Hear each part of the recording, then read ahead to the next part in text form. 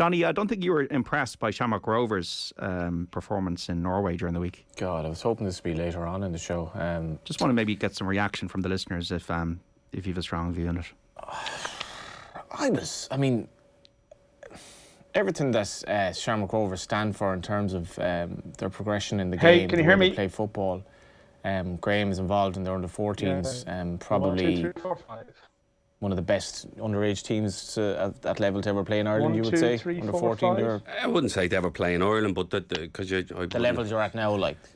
Some of them are fantastic. So anyway, I've been waiting to see the Shamrock Rovers team go into Europe, into group stages, into a group that I think gave them a chance to pick up points. They got a point against Duggan in their first game, and I think back, watching League of Ireland teams in Europe, JD, is genuinely one of my favourite sporting occasions. Like, I love watching League of Ireland teams pit their talents against superior teams in Europe. And what Stephen Kenny did in 2016, I think, pretty much got him the Ireland job. To see Dundalk go toe-to-toe with teams that were better than them and lost no game in that group in 2016 by more than a goal.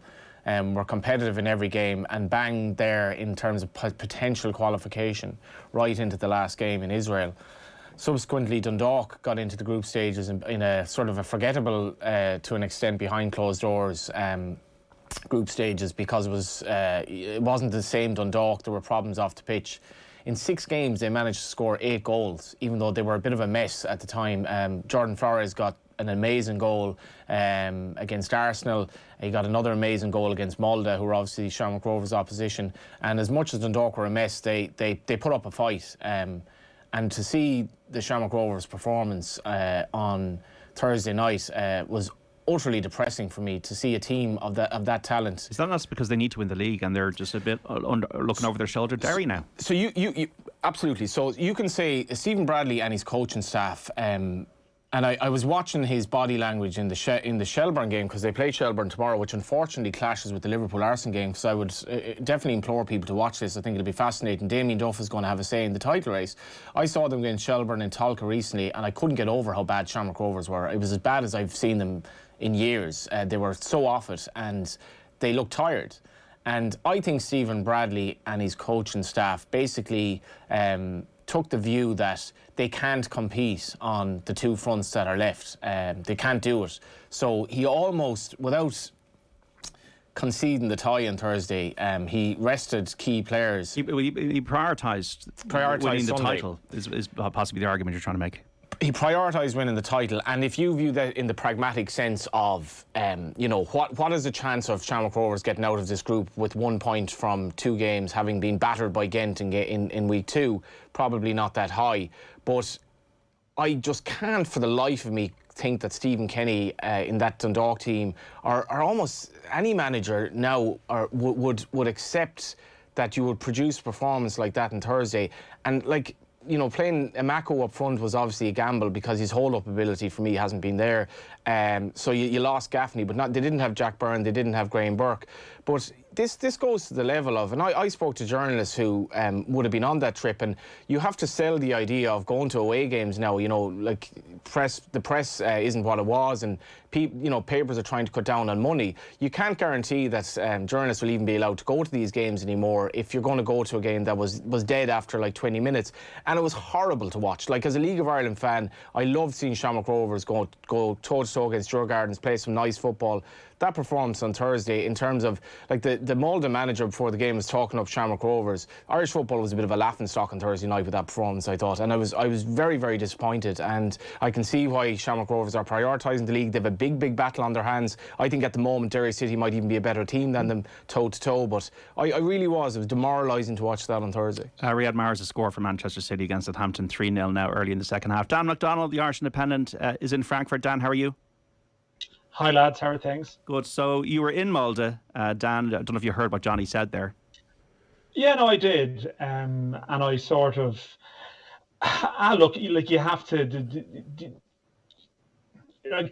sort of strip the emotion from the debate to some degree, in the sense that, I heard Adrian and I think Shane maybe talking about yesterday, and would they not go for the the financial incentives that come with potentially getting a result. But the problem is the bigger financial equation for Rovers is, their business plan is about getting into Europe every year, getting into the group stages, of Europe every year, which is sort of worth 3 million quid. In fact, they've got upwards of 4 million this year. And the only way they can get that money is through winning the league, realistically. So the 166 grand for a draw versus potentially 3-4 million next year, that's the equation that we're talking about here. But it is a little bit deflating, as someone who went over to the game, and you sort of build it up.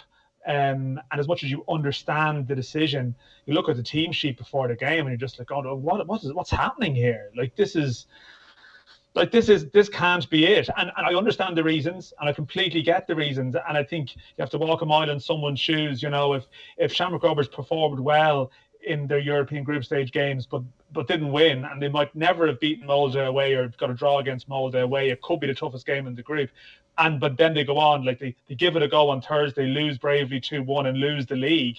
The season's probably remembered as a failure, or whatever, in that sort of context, come January.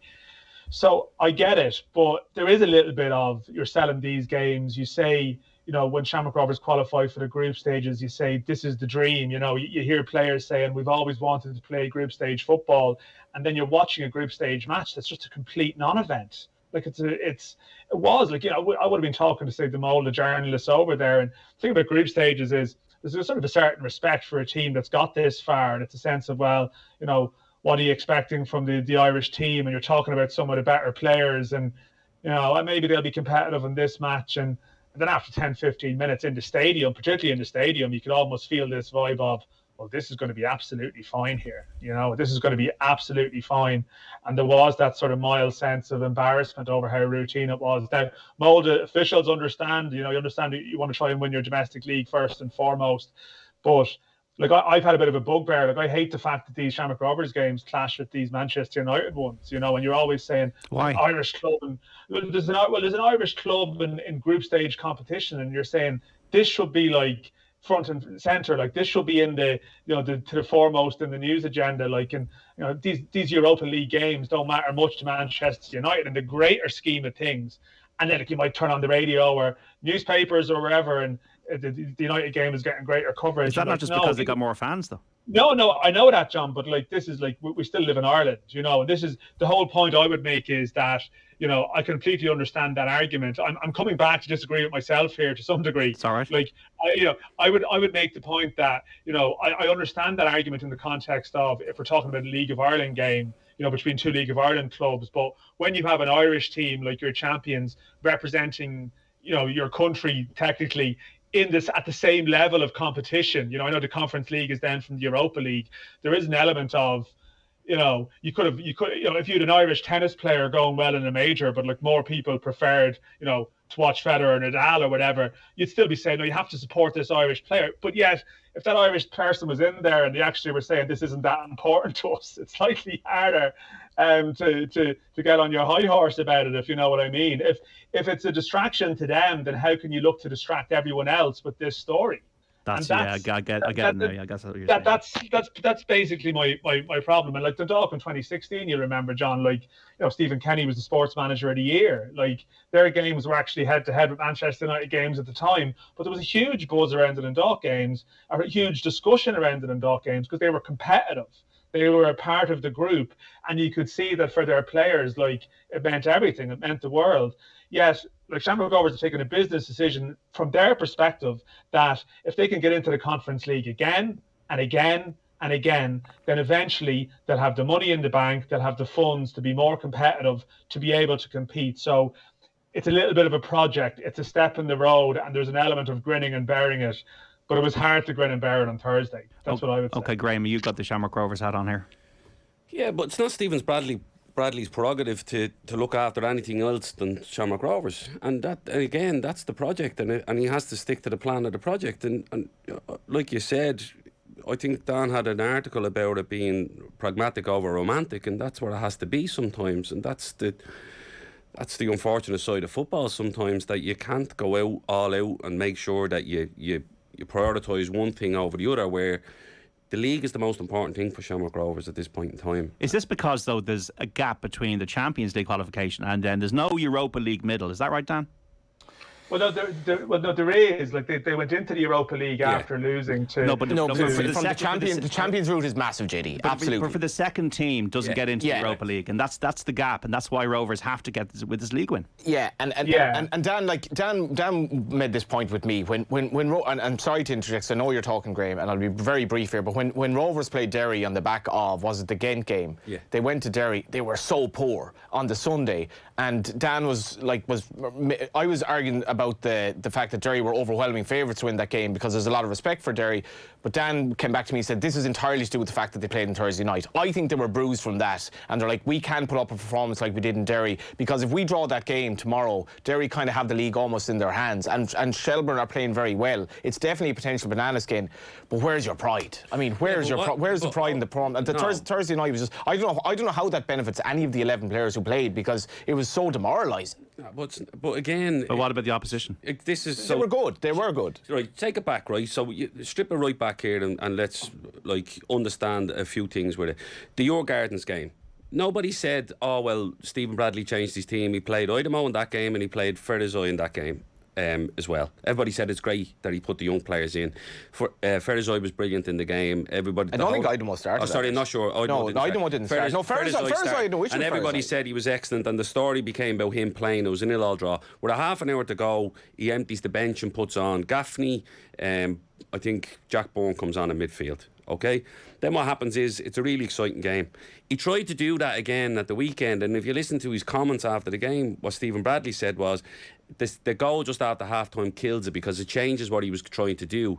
So he's obviously trying to be pragmatic and be a bit more defensive. So after they lose 3-0 against Ghent away, I think Brian Kerr was doing a Virgin Media with myself, and he was saying that they need to be a bit more pragmatic in how they defend. They need to suffer in games. So Stephen, obviously, he's decided with his staff, I'm not saying off the back of what Brian Kerr said, Stephen Bradley's decided with his staff that we're going to be a bit more pragmatic. He played a 5 with a flat 4 maybe in midfield and stopped the supply from wide areas, which meant he gave up crosses.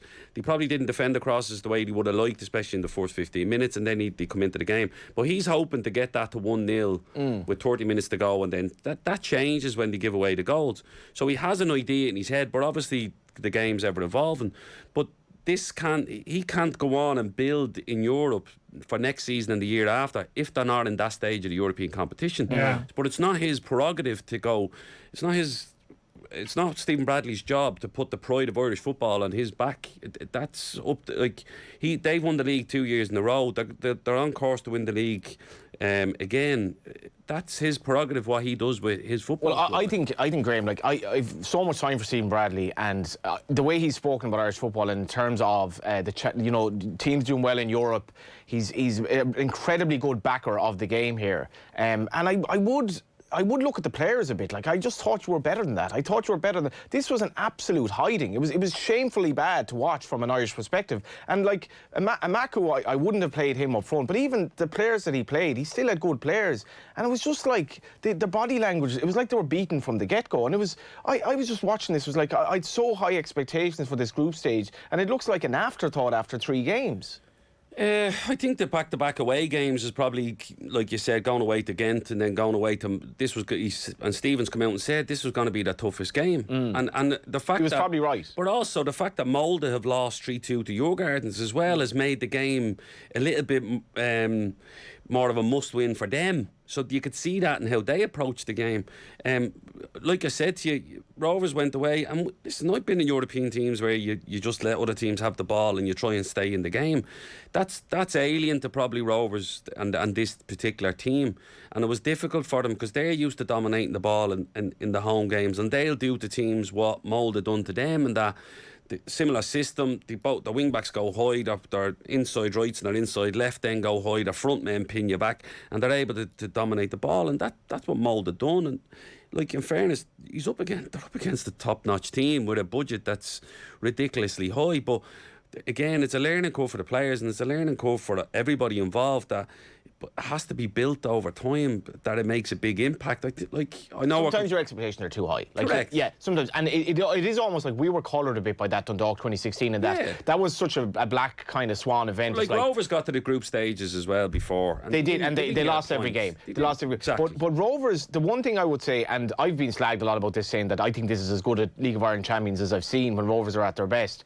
In away games in Europe against better opposition, they've gotten hiding after hiding after hiding. And regardless of what you say about what team they picked, they have that mark against them where they just haven't been anywhere near the standard required. And it is a project, but that's where they're at the moment. Regardless of what team they played, what tactics, whether they tried to pass the ball out from the back, or whether they basically played a team with Sunday in mind, they've gotten a series of hidings away from home, and that's the reality of it. Did you? I think. Go on. So I was one last thing. I think like the European football, like it exposes every flaw you have for an Irish club too. And like I would make this point, and I've said this, like I think an Irish club to succeed in Europe, like people don't realise like how good they have to be. Like Molde's budget I think is like 4 times the budget of Shamrock Rovers. Like you have to be absolutely 100% at your peak to challenge them. And what's been proven this year, like, is that if you go in a team that isn't your peak team, like you just can't do it. I understand what they tried to do completely on Thursday. I get it. They tried to hang in there for an hour. Stephen Bradley said it, and then maybe spring the subs. But obviously, there's an inherent gamble in that, and that there's no way at the start of the year, if you sat down with Stephen Bradley and his staff and said you're playing Molde away tomorrow, you're not going to start Jack Byrne, Dylan Watts, Graham Burke, and Rory Gaffney. They would have said what, but then real life problems have created that situation. But it's not. They play them this Thursday coming in Molde. In Dublin. They have 2 home games. I'd imagine you'll see a different approach. I hope you do, because like these are special moments in the lives of the players too. You can't imagine it's going to come every year, and you don't want it to pass you by either. And that's.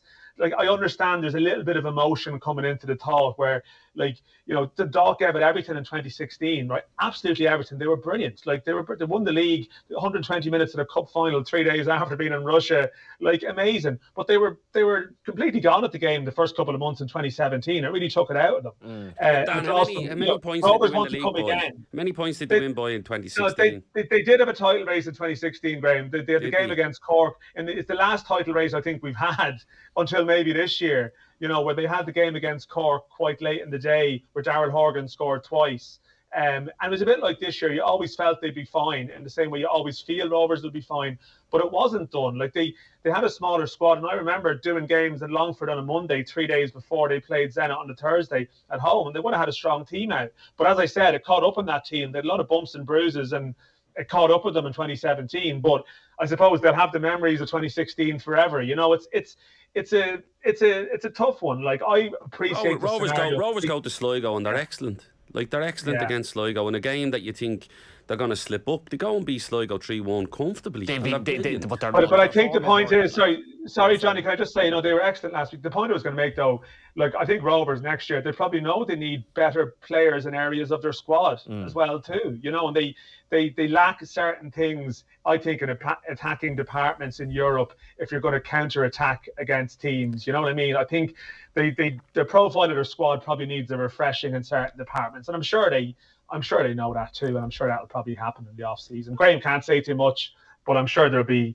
I'd imagine there's some interesting developments there in the off-season. To be honest with you, I don't discuss anything with Stephen or his staff about anything got to do with the first team. It's none of my business. The struggle is real in the sense of their league situation, JD. They are in serious danger of not winning the league, because if they win on Sunday, they're back to 5 points. If they don't win tomorrow against Shells, and Shells at the moment are playing like a team that, like, they're just loving life, they're scoring goals, and they're conceding goals as well. They're conceding goals, but they were well worth their points when they clashed like 2 weeks ago in Tolka, right? They'll go to that game tomorrow. It's live on TV. Damien Duff's in the, it's the Damien Duff thing. They're really playing for him, and they will fancy their chance there. And there's a real chance the Rovers don't win that game tomorrow. And if they don't win that game tomorrow, personally, I would fancy Derry to beat them at the moment, the way Rovers and Derry are playing. I still have Rovers as favourites to beat Shells tomorrow. They're strong favourites tomorrow. But if they don't win tomorrow, there's a chance you're going to lose every game you go into, but I still think they're favourites to win the game. They're totally favourites to win the game, but there's a chance they don't. And if they don't win tomorrow, Derry will fancy their chance. So I can see the pragmatism of it, but it was demoralising to watch. Well, here's a question for you, right? Do you feel that there's Haaland scored 4-0 Man City against Southampton, 15 Premier League goals this Just season. after Bazuna had this amazing moment of robbing him in the box, he's scored a carbon copy of the goal he got in the second half against Man United. Well, here's a question for you from a player's point of view. Then going into tomorrow, the players know that Stephen obviously moved, and he. In fairness to Stephen, probably first time he said it, he changed the team with the game in mind on Sunday. So the players know that he's changed the team for this to win the game on Sunday. So the players feel that expectation that they have to perform on Sunday. So it's given the players that extra. No, we need to make sure he's made a decision on Thursday to benefit this football club, and it's on us now to perform. I think it's given the players an extra incentive to make sure that you go out and perform against Shells and beat them. It's a shame, JD. Sorry, it's a shame it clashes with this game because you've Joey O'Brien and Damien Duff, both ex-Rovers, in the dugout. It was fairly feisty when they played in Talca. Shelburne are playing good football at the moment. This is going to be a cracker. There's so much riding on it, and please watch it. If you can, because I think even watch the end of it if you've watched the Liverpool game. Well, there are ways now of taping things. Recording and you can watch things back to back, Johnny. I can't wait. I can't wait. Well, given your passion, I think you probably will be checking your phone. But